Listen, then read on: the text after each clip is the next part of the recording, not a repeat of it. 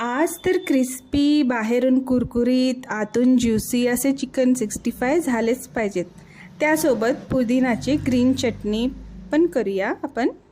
चला तर मग रेसिपीला स्टार्ट करूया. इकडे मी अर्धा किलो चिकन, बोनलेस चिकन आहे, ते मी धुवून स्वच्छ एका बाउलमध्ये घेतले आहे.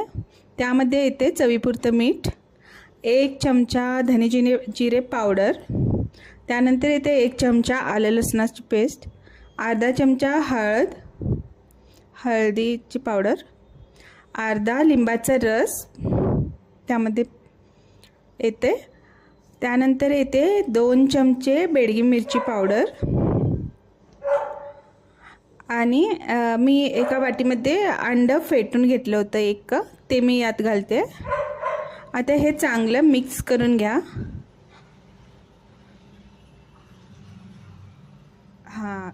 हाताने चांगलं मिक्स करून घ्या.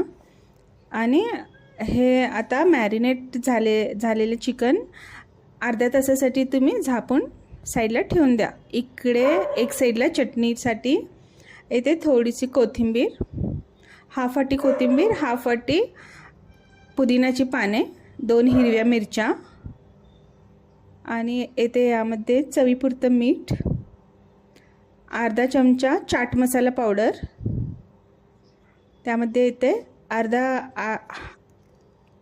हाफ वाटी दही.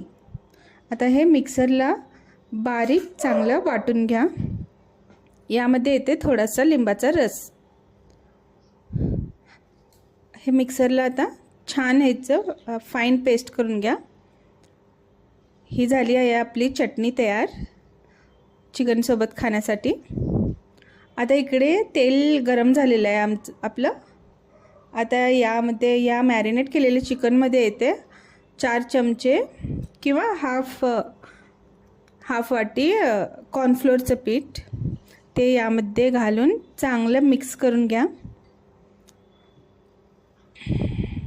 हे मिक्स झाल्यानंतर एक एक हळूहळू गरम तेलामध्ये सोडा.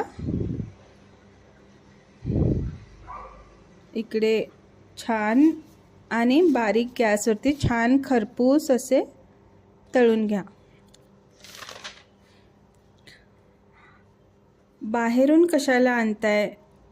घरच्या घरी कमी साहित्यात आणि कमी वेळेत बनणारे हे चिकन 65 तुम्ही नक्की करा.